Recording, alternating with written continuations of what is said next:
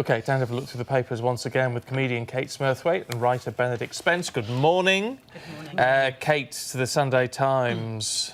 Yeah, so I've just been looking at the front page of the Times, and this is infuriating, this story. They've gone with exposed Corbyn's hate factory, and I wish this turned out to be an April Fool, but unfortunately, it's one of these things. What they've said is, oh, you know, damaging scandal. As it turns out that various senior members of the Labour Party are members of Facebook groups and so on, where people have said nasty things. And it's a little bit of a sort of guilt by association. If you follow Katie Hopkins on Twitter, are you responsible when she says something that people find offensive? And the answer is that sometimes you want to follow people you disagree with to see what's going on, and sometimes you join a group because social media is massively confusing, and you think you've joined something that looks quite positive and upbeat, and then people are sharing things that you think, oh, but you haven't. Have you got time to vet every single group you're in and read through every single post? It's the modern world, though, isn't it, that politicians are finding themselves in hot water because of these sort of things.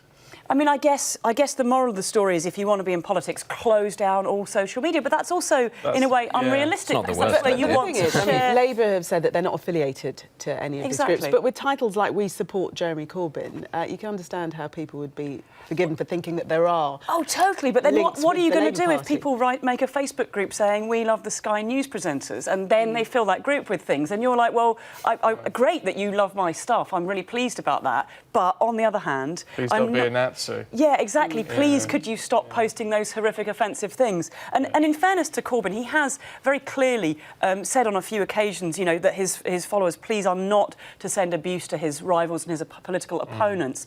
And actually, I'm speaking as the global epicentre of where internet abuse gets sent some of the time. There are certainly people out there who could be doing the same thing, people out there who have a lot of influence. And it would be good if people could step up and go, hold on a minute, this is not in my name. Please all stop doing this. Yes, this is not cool. It just strikes me as a bit of, don't want to say idiocy, but a lack of experience, really. I mean, you know, politicians should have... On Jeremy Corbyn's part? part? I wouldn't necessarily just say Jeremy Corbyn. In terms of actually who's running his social media accounts, he will have had social media training. There will be people employed by the Labour Party who are supposed to be experts in these things. Actually, how long does it take to go through his Facebook or his Twitter history and actually just check? Just see if there's anything that might be there, which he would have liked, like you said, years ago maybe, and have gone off at a tangent since then. The only affiliation is that they're called "We Support Jeremy Corbyn," and you can't go. Please, could you not say you support me those because ones, I don't agree with everything you do. Yeah, of course. We've had exactly the same thing in the US with you know, with people associated with the Ku Klux Klan saying they support Donald Trump, and you know, of course, what you really need is Trump to stand up and go, no, this has nothing to do with me, which he kind of slightly failed to do when he had the opportunity. You can't really do very much about it when people with obnoxious views support you. Yes, and I think a lot of these cases, it's not a question of them being horrific organisations. It's that there's lots of people in them, and of course somebody posts something thinking, oh, this is clever, this is funny, and it actually it's. I don't disagree. You can't actually control what everybody who says they support you says. I just feel that when it comes down to politicians being members of groups where, like we've said, they've joined for a very long time ago for different reasons. Actually, is it too much to ask that whoever is in charge of their social media of controlling their image, you know, Labour once upon a time had a magnificent reputation for being able to control their politicians' images, not necessarily for the best, but they were very good at it. What actually would stop somebody from going through their social media and saying, OK, we get why you remember this group once upon a time. It's not really sensible now. It's not your fault, nothing to do with that, but we should leave that. But you've got a tricky situation there, where maybe it's a group that's been set up with a very good cause, and then it's like Corbyn leaves group supporting victims of X, Y, Z, and you're like, oh, I think there's a certain reality to the fact that you cannot win with any of these things, but that's social media all round, isn't it? Well, a number of people are deleting their Facebooks now as we speak, so perhaps that's just the answer. Sunday Express, Benedict, looking again at the whole anti-Semitism row, but it's obviously a step up now for Eddie Izzard. Oh yes, excellent. I mean, I'm a great fan of Eddie Izzard. I'd love to see him more in the public eye, but it's taken Ms Shawcroft long enough to step down from a role. I mean, really, she should have just done it straight away. The whole hanging on hasn't helped anybody. Again, it just goes back to the fact that Labour has yet to really get to grips with the problem. It's good that they are making steps to address this, but it does seem to me a little like they're just scrabbling, like they're just reacting to events. It's interesting that Eddie Izzard is not a great fan of Jeremy Corbyn. Well, yeah, it's interesting. On the one hand, I think it's great that he's involved because he's such a popular figure and he's going to bring a lot of new support to them.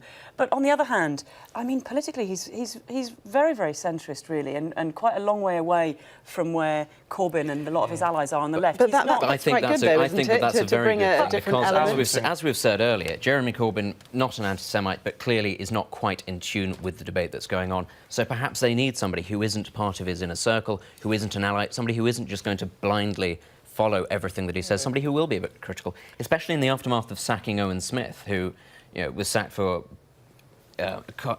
contravening the party line on Brexit, which hasn't happened to closer Corbyn allies. They have to give the impression, I think, that they are prepared to listen to other views, and I think that's probably quite a good thing. The NEC is elected by people who are members of the party, and so I think in a way it's a shame for Eddie Izzard that he's gotten in because somebody stepped out of the way. I think it would be much better for him if he could build the support base. But the fact is that Labour members have been supporting candidates considerably to the left of Izzard for a long time. But that said, if Labour want to solve this issue of anti-Semitism and just other issues in the party, they are going to have to look beyond just the core membership. I mean, mentioned elsewhere in this piece is the fact that Birkenhead Labour Party Association has declined any anti-Semitism training because they say that the group that organises it has links to Israel and ISIS.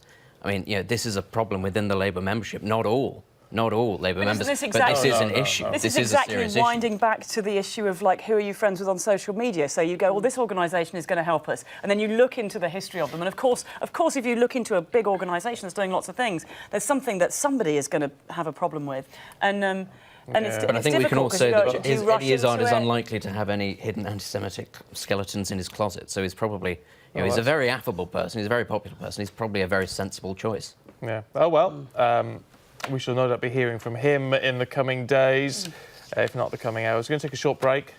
Back with more papers in a moment.